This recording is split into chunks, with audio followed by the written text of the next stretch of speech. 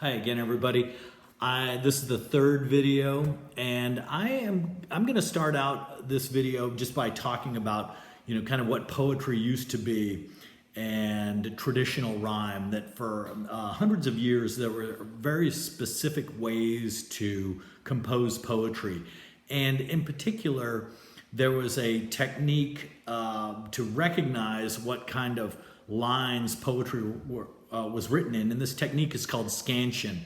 And what I'm going to do right now is just kind of stand up and, this is sort of mixing the old with the new, right? And I'm just going to show you the chalkboard here, right? So I feel at home with the chalkboard here, and what I want to show you there are various feats of poetry: the trochee, the iamb, the anapest, and the dactyl, and the spondee.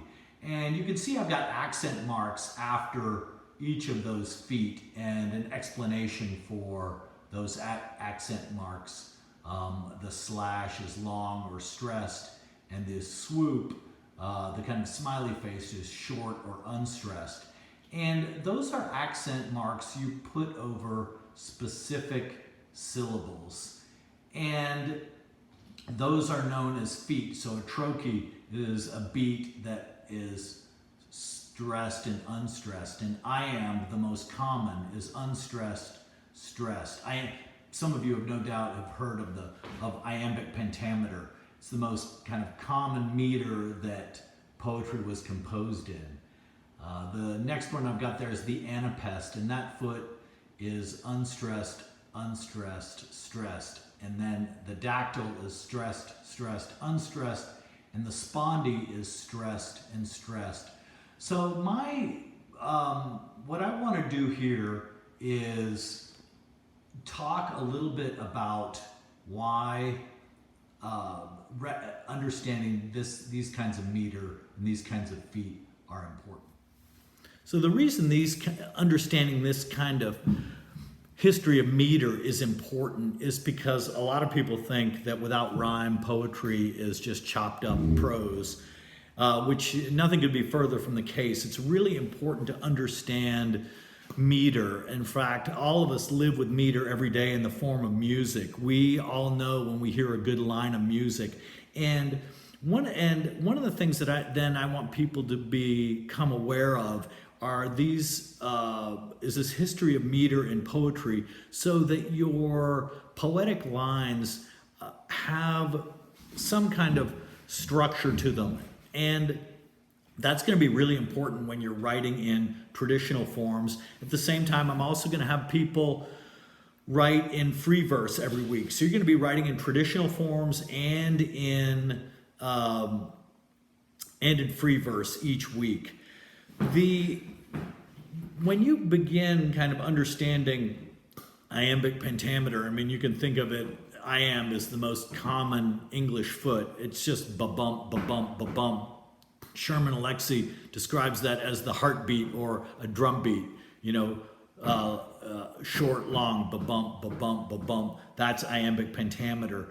And what I'm going to have you do before you get to class is scan the first stanza of Sir Thomas Wyatt's poem, "They flee from me that sometime did me seek."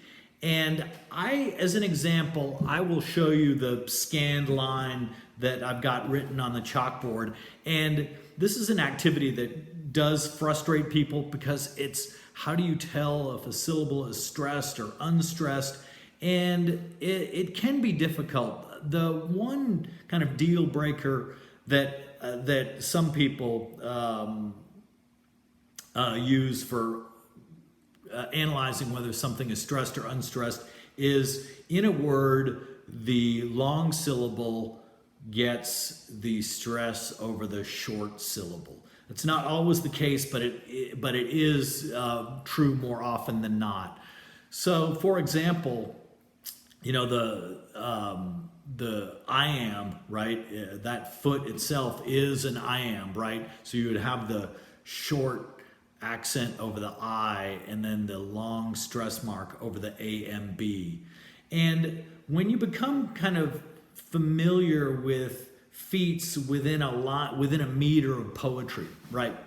You'll become a better reader and writer of poetry. I think, when one of the things that, especially that's important to free verse, is poetry that kind of sounds natural. Well, poetry or language that sounds natural often tends to be iambic. What I'd like to do now is I'm just going to show you a line of poetry that I've scanned. So here is that line from that first, or here's that first line from Thomas Wyatt's poem.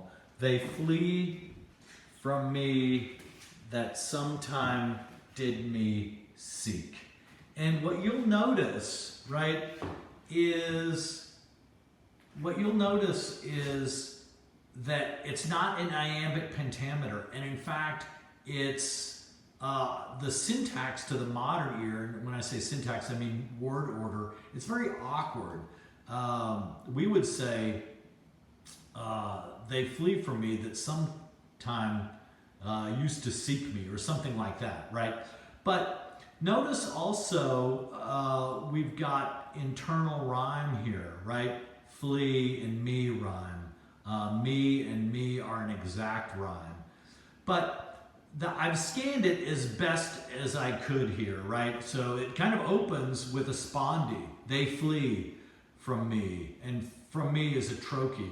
That's sometime, right? So a lot of strong accents. And we can talk about what those strong accents might mean, how they get our attention.